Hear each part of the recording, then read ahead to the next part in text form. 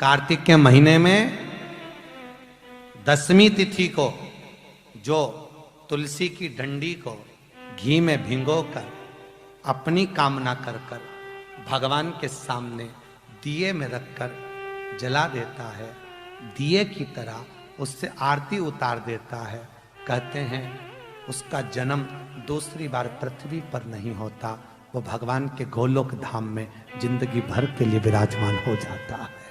जिंदगी भर के मात्र 10वीं की तिथि के लिए, केवल 10वीं। चिड़चिड़ करता है, क्रोध करता है, गुस्सा करता है, तो महाराज शंकर भगवान का श्रंभेश्वर महादेव का नाम लेकर 31 बेलपत्र जिस व्यक्ति को क्रोध आता है उस व्यक्ति का स्मरण कर कर आखा चावल मतलब सेगे चावल के साथ एक एक बेलपत्र 31 बेलपत्र कर कर शिव जी के शिवलिंग पर समर्पित करी जाती है, मात्र 10वीं की तिथि के लिए, केवल 10वीं, चाहे उजाला की हो चाहे अंधेरे की। कौन से महादेव का नाम लेना है? श्रंभेश्वर महादेव, शिव जी का एक चित्र का भी प्रमाण। ये चित्र कौन सा? जैसे रसोई घर में हम प्रवेश कर रहे हैं, हमने कई जगह देखा है जहाँ जिन जिन के यहाँ रसोई घर बने होते हैं उनने अन्नपूर्णा माता का फोटो जहाँ पर बघार लगाती है, चूल्हे में छोकती है गैस के ऊपर, वहीं सामने अन्नपूर्णा जी का फोटो लगा कर रखा है। ईमानदारी से बोलो, अपनी सास का फोटो चूल्हा के ऊपर लगा के बता, अरे बोलो तो सही, अच्छा लगेगा? नहीं ना। अन्नपूर्णा का फोटो कहाँ होना चाहिए? शास्त्र कहता है अन्नपूर्णा मैया का जो चित्र है, अन्नपूर्णा मैया का जो चित्र है, अन्नपूर्णा मैया का जो फोटो है, वो जहां से अपन रसोई घर में प्रवेश करते हैं, प्रवेश करते समय अन्नपूर्णा माँ का चित्र उस सम्मुख में होना चाहिए। प्रवेश करते समय हम अन्नपूर्णा का दर्शन करके अंदर प्रवेश करें, ना कि चूल्हा जल रहा है उसके ऊपर। अन्नपूर्णा मैया का प्रवेश द्वार पर क्यों? अंदर जो भी जा रहा है, अंदर जो भोजन बनाने जा रहा है वो अन्नपूर्णा के तुल्य है, अन्नपूर्णा। पर आज के जमाने में महाराज जी रसोई घर तो हाल के पास में बना देते हैं, सामने टीवी चलती रहती है और बहुएं भोजन बनाती रहती है। दिन भर वो नाटक में कहीं की ना कहीं की रोटी मिलती है, तो वो जो भोजन बनाए वो भी भोजन में टीवी देख देख के बनाए तो नाटक का सारा असर वह रोटी में आ जाए, तो जो खाए वो घर में 24 घंटा रोता ही नहीं ले, 24 घंटा रोता नहीं। भोजन, भजन, धन और नारी, ये 4 पर्दे में अच्छे लगते हैं। क्या क्या? जम के बोलो। भोजन, भजन, धन और नारी, ये 4 पर्दे में अच्छे लगते हैं। भोजन करो तो पर्दे में बैठ कर करो, भोजन बनाओ तो पर्दे में बनाओ, और धन भी रखना है तो पर्दे में रखिए, तिजोरी में रखिए। और भजन करना है तो गौमुखी माला भी अपने गौमुखी के अंतर्गत होना चाहिए, भजन भी पर्दे में हो और नारी भी।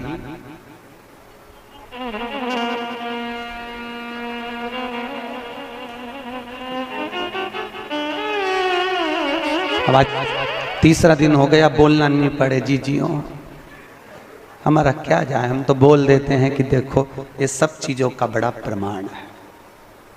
जरा सा वो भोजन, जरा सा भोजन, वो दुर्योधन ने कहा शकुनी मामा से, मामा मेरे इतने भाई मर रहे हैं और 5 पांडव नहीं मर रहे, अगर इनको मारना चाहे तो भीष्म पितामह 2 क्षण में मार दे। आखिर ये भीष्म पितामह को क्रोध क्यों नहीं आ रहा, इनको गुस्सा क्यों नहीं आ रहा? तो कहा इनको गुस्सा ना आने का कारण केवल इतना है क्योंकि भीष्म पितामह जब भोजन करने जाते हैं तो भोजन जो भीष्म पितामह करते हैं वो पर्दे में करते हैं। अगर भीष्म पितामह के भोजन पर चंडाल की दृष्टि पड़ जाए तो भीष्म पितामह को क्रोध आ जाए। तो मामा ये बताओ कि उस भीष्म पितामह के भोजन पर चंडाल की दृष्टि पड़ना है तो भीष्म पितामह तो एकांत में भोजन करते हैं, पर्दे में भोजन करते हैं, फिर मैं चंडाल कैसे भेजूं? इतने में शकुनी मामा ने कहा भांजे तू चंडाल से कम है क्या? तेरी दृष्टि दे, तो तेरी दृष्टि दे। और जैसे दुर्योधन ने कहा मामा तो मुझे चंडाल कह रहे हो? नहीं कह नहीं रहा, मैं तो प्रैक्टिकल करने की बात कर रहा हूं, प्रैक्टिकल करके देख ले। और जैसे ही दुर्योधन ने भीष्म पितामह के भोजन पर अपनी दृष्टि दी और आज भीष्म पितामह ने संकल्प ले लिया कि कल का सूर्यास्त होते हुए अर्जुन नहीं देख पाएगा, मात्र भोजन करा और बुद्धि बिगड़ गई। ये भोजन का असर है।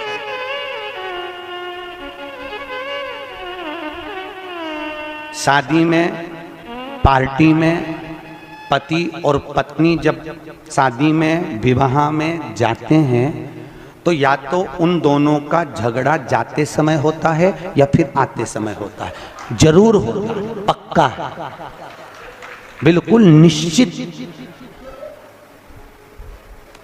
अगर अभी जाते समय अच्छे से जा रहे हैं दोनों स्माइल देते हुए, तो जब गाड़ी पे आएंगे तो वो आगे चलाता रहेगा और ये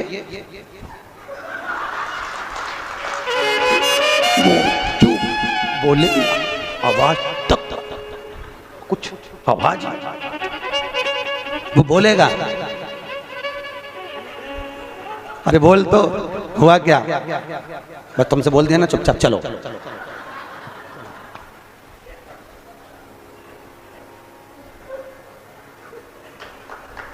चलो चुपचाप। क्यों? अब कोई समझ तो पाया नहीं, कथा में समझ जा।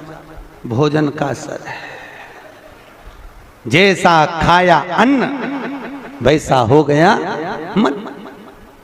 हमारे अग्रवाल जी द्वारा रोज कथा के बाद में प्रतिदिन शाम को भंडारा प्रसादी रखी जाती है। क्यों? क्योंकि जो भोजन बन रहा है उसमें यहाँ की कथा का पूरा प्रेशर पड़ रहा है और वो अन्न शुद्ध होता जाता है। तो जितना खाकर जाएंगे, घर जाकर भी रात में भी सपने में शंकर जी नजर आएंगे, सपने में भी भोलेनाथ दिखेगा। और शादी पार्टी में से भोजन कर कर आओगे, अब रहने दो, कथा पे चले, तो सपने में भी कुछ नहीं दिखना। भोजन का जैसा खाया अन्न वैसा हो गया मन। भोजन का बड़ा असर पड़ता।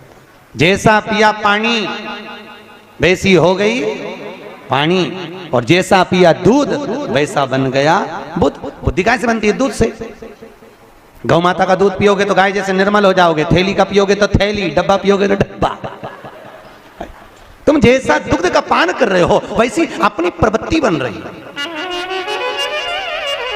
भीष्म गीता के अंतर्गत भीष्म पितामह ने बाणों की सैया पर पड़े रहकर अर्जुन को ज्ञान उपदेश दिया। अर्जुन, 4 तरह का भोजन बेकार होता है। अर्जुन ने पूछा, महाराज कौन कौन सा पितामह? पितामह ने कहा 4 तरह का भोजन बेकार है। पहला, अर्जुन, जिस भोजन की थाली को कोई लांग कर चले जाए वो नाली में पड़े हुए कीचड़ के बराबर है। दूसरे नंबर का भोजन, जिस भोजन की थाली में ठोकर लग गई वो कीचड़ के बराबर है। और तीसरे नंबर का भोजन, जिस भोजन की थाली में केश पड़ा हो, बाल पड़ा हो, वह दरिद्रता प्रदान करने वाला होता है। और चौथे नंबर का भोजन, अर्जुन सुन, पति और पत्नी अगर एक ही थाली में साथ बैठकर भोजन कर रहे हो तो वो मदिरा के बराबर होता है, मदिरा के तुल्य है। और अर्जुन, पति के जीवने के बाद अगर पत्नी उसी थाली में भोजन करती है तो वो चारों तीर्थों के मंदिर के प्रसाद से बड़ा महाप्रसाद बन जाता है। उस प्रसाद को वो ग्रहण करता। अब तुम्हें सास कितना समझाती है, बेटा साथ में बैठ के मत खाओ, पर तुम्हें बुरा लगता है। तुम्हें लगता है बताओ ये तो हमारा भला ही नहीं चाहती है, हमारा बुरा चाहता है। भैया वो क्यों कह रही है, उसको मालूम है कि ये भोजन श्रेष्ठ नहीं है। हाँ, अगर दोनों को साथ बैठ के खाना है तो 2 थाली लगाओ, एक साथ बैठो, एक साथ खाओ, मना नहीं है। पर भोजन की एक थाली में दोनों को भोजन नहीं करना चाहिए।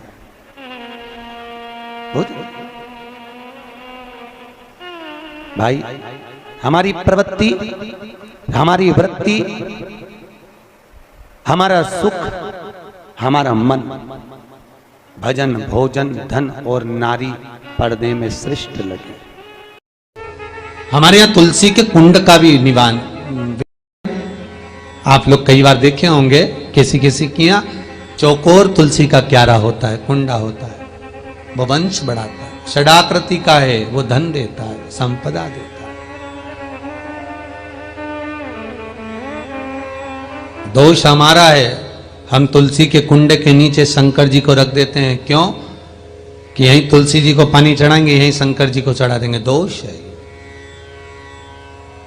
तुलसी के कुंड के नीचे हम सर्पदेव को रख देते हैं, नाग देवता रख देते हैं, पानी चढ़ाएंगे, पात्री रख देते हैं, नहीं, दोष।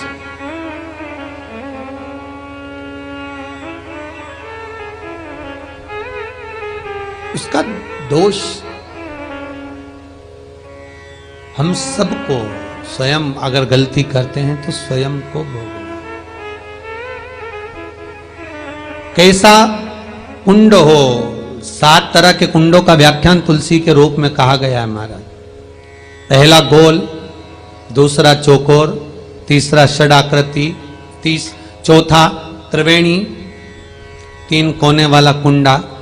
शास्त्र कहता है जिसके मार्ग घर में टुकड़े हो रहे हो, घर विभाजन की ओर हो रहा हो, तो 3 कोण का कुंडा घर में रखकर पूजा करने पर परिवार एक हो जाता है।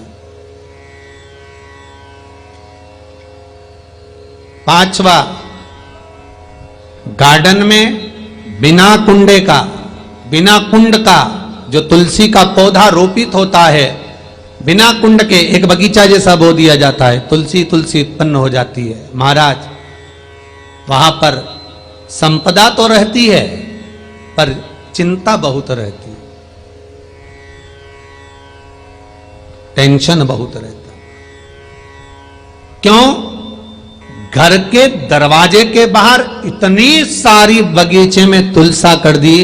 कोई निकल कर जा रहा था, उसने थूक दिया, कोई निकल कर जा रहा था, उसने पानी डाल दिया, कोई श्वान ने, कुत्ते ने, किसी ने, बिल्ली ने गंदगी कर दी, उसका दोष आपको लगेगा। इसलिए कुंड के अंदर तुलसा का, तो वो धन तो देगा, जो तुमने बगीचे में तुलसा लगाई है, गार्डन तुलसा का करा है, वो धन तो देगा, संपदा भी देगा, पर चिंता को बढ़ा देगा। 5वां,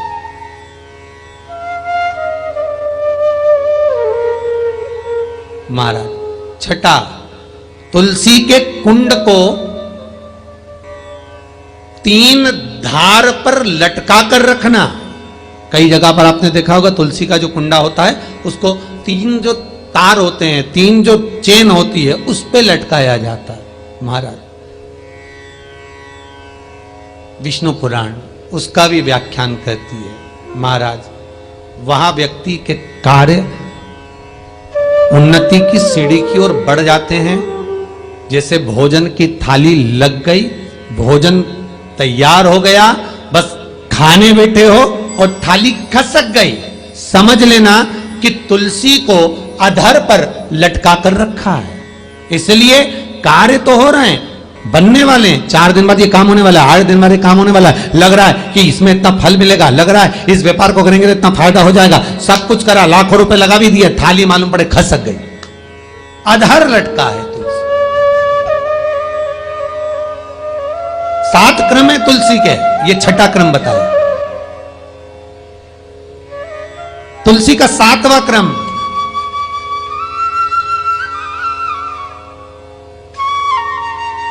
तुलसी का 7वां क्रम है। महाराज तुलसी का कुंडा जैसा घर के आंगन में है, तुलसी का कुंड जैसे घर के आंगन में विराज रहा है, ऐसा ही छोटा सा कुंड भगवान के लिए रोपित करें।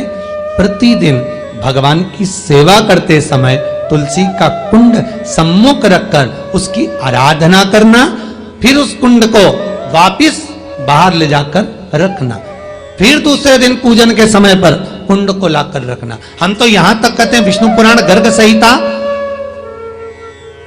कल्याण का तुलसी अंग यहां तक वर्णन करता है कि आप पूरे साल ये नहीं कर सकते तो कम से कम कार्तिक के महीने में भगवान के सामने तुलसी का छोटा कुंड, चौकोर वाला, गोल नहीं, चौकोर कुंड लाकर भगवान के सामने रखकर छोटा सा कुंड का पूजन कर कर भगवान के साथ उस कुंड को वापस बाहर विराजमान करें, फिर कल लेकर आए, फिर विराजमान करें।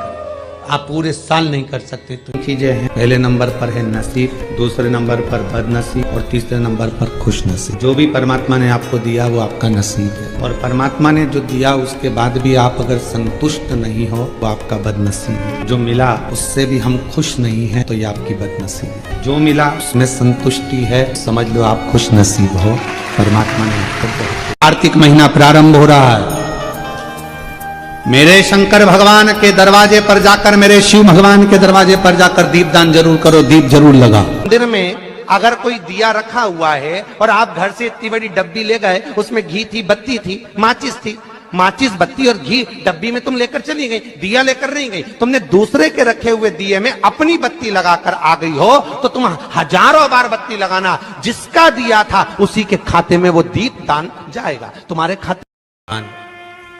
जब मौका मिल जाए, लगे आपको कि लक्ष्मी की कमी है, कमलगट्टा पानी में डालकर या कमलगट्टा शिव जी पे चढ़ाकर उसका पानी चढ़ा दो। जल चढ़ाते रहिए। हां, बीच बीच में अगर ज्यादा तकलीफ आए तो चंदन, लाल चंदन उसमें डालकर चढ़ाओ। लक्ष्मी की कमी आए, कमलगट्टा डालकर चढ़ाओ। रोग ज्यादा घेर रहा हो तो काली तिल चढ़ाकर चढ़ाओ। और ज्यादा तकलीफ बीच में आ रही हो तो शमी पत्र चढ़ाने के बाद फिर जल चढ़ाओ।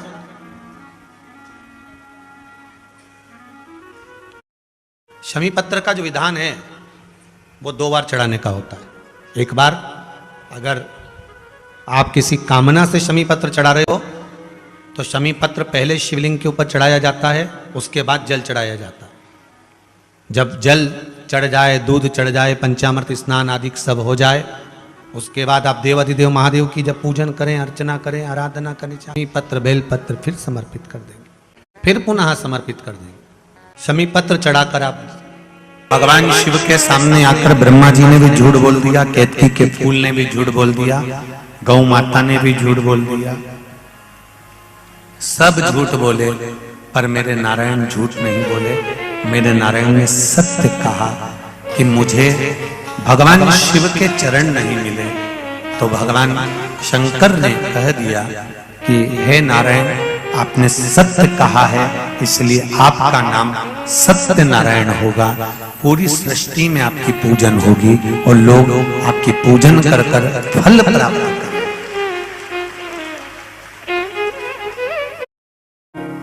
गौ माता ने झूठ बोला, इसलिए गौ माता से कहा तेरा पूरा शरीर पूजा जाएगा पर तेरा मुख अपूज्य होगा। केतकी के फूल ने झूठ बोला तो कह दिया भगवान शंकर ने, हे केतकी के फूल सारे देवताओं पर चढ़ेगा पर शंकर भगवान पर कभी नहीं चढ़ेगा। शिव पर अगर केतकी का फूल अनजाने में भी चढ़ जाता है तो 1000 गौ हत्या के बराबर दोष हो जाएगा, तो मुझ पर नहीं चढ़ेगा। ब्रह्मा जी ने झूठ बोला तो उनका सिर कटा, कटा हुआ सिर बट का पेड़ बना। भगवान ने उसका स्मरण कराया। शिव जी का नाम बटकेश्वर महादेव। व्यक्ति के जीवन में जब कर्जा बढ़ता है, कहीं कोई व्यक्ति को धन दिया, पैसा दिया और वो पैसा लौट कर नहीं आता, तब बटकेश्वर महादेव का पूजन किया जाता है। कोई व्यापारी धन खाकर भग गया, पैसा खाकर लेकर भग गया, नहीं दे रहा है, कहीं कर्जा बढ़ते चले जा रहा है, तब बटकेश्वर महादेव का पूजन किया जाता है। महादेव का स्मरण हम तो आपसे भी कहेंगे, अगर आपको कभी ऐसा लगता है कि हमारा धन नहीं आ रहा है या पैसा अटक गया है, तो बड़ के पेड़ के नीचे अगर कोई शिव जी का मंदिर हो या बट वृक्ष के नीचे शिव मंदिर ना भी हो, बड़ का पेड़ भी अगर कहीं हो, तो 1 लोटा जल बटकेश्वर महादेव के नाम से आप चढ़ाना प्रारंभ करो और बाबा से निवेदन करो। शिव कृपा अवश्य होगी और वो धन अपना वापिस अवश्य प्राप्त होगा। बटकेश्वर महादेव लक्ष्मी को वापिस लेकर आते हैं। ये बटकेश्वर महादेव का कर्म करो, फल उस परमात्मा पर छोड़ो। गरीब बड़ा है, उसके पास खाने तक के लाले पड़ रहे हैं, तो हम उनसे शिवालय का दीपदान हम आप लोगों से भी कहेंगे, कभी एक बार प्रैक्टिकल करो। 1 वर्ष का कोई भिक्षा मांगने वाला भी है ना, बहुत दरिद्रता उसकी जिंदगी में है, बहुत गरीब बड़ा है, उसके पास खाने तक के लाले पड़ रहे हैं, तो हम उनसे एक निवेदन करेंगे कि प्रयास, ये 7 जगह हैं जहां पर कभी एक जगह का नियम बना लो, या तो बेलपत्री के पेड़ के नीचे, या शमी के वृक्ष के नीचे, या पीपल के वृक्ष के नीचे, या आंवले के वृक्ष के नीचे, या बट वृक्ष के नीचे, या शंकर भगवान के शिवालय में, या अपने घर के दरवाजे के बाहर। ये 7 स्थान हैं, इसमें से कोई एक स्थान आप चुन लो। एक दिन भी नागा नहीं होना चाहिए, एक दिन भी कैंसिल नहीं होना चाहिए, एक दिन भी उसमें कहीं अड़चन नहीं आना चाहिए। 1 वर्ष ये 7 स्थान में से कोई एक स्थान पर 1 वर्ष तक रोज शाम के समय प्रदोष काल में दिया लगाना चालू करो, भले वो दिया 2 मिनट जले, पर प्रदोष काल में अगर तुमने एक जगह का भी नियम ले लिया 1 साल का, फिर हमको बताना कि मेरे कुबेरेश्वर बाबा ने तुम्हारे घर में संपदा की कमी तो नहीं रखी। वो भंडार भरने में कमी नहीं रखता, भंडार भरता। एक स्थान चुन लो, या तो पीपल का वृक्ष चुन लो, या आंवले का वृक्ष चुन लो, या फिर शमी का वृक्ष चुन लो, या फिर आप बेलपत्री का या बट वृक्ष। वहां नहीं जा सकते तो शिवालय चुन लो, शंकर का मंदिर। वहां भी नहीं जा सकते तो अपने घर के दरवाजे के बाहर एक दीपक लगाने की क्रम प्रारंभ कर दीजिए। एक दीपक, धीरे धीरे आपका परिश्रम, आपकी मेहनत, आपका संघर्ष और आपकी मेहनत के साथ में जो तुम दीप लगा रहे हो, मेरा भोले बाबा दरवाजे पर लगाया हुआ दीप हो, चाहे वृक्ष के नीचे का दीप हो, चाहे शिवालय का दीप हो, वो हमारे मार्ग प्रकाशित करते चले जाता है और हमें रास्ता देते चले जाता है। 7 स्थान में से कोई सा भी एक स्थान चुन लो कि 1 साल तक मैं यहां दिया लगाऊंगी। 1 वर्ष आपके दुख परमात्मा की चौखट पर दीप जलाने से, या अपने घर के बाहर दीप जलाने से, या पंच वृक्ष के नीचे दीप जलाने से दुख धीरे धीरे समाप्त हो ही जाता है। दीप लगाओगे तो मन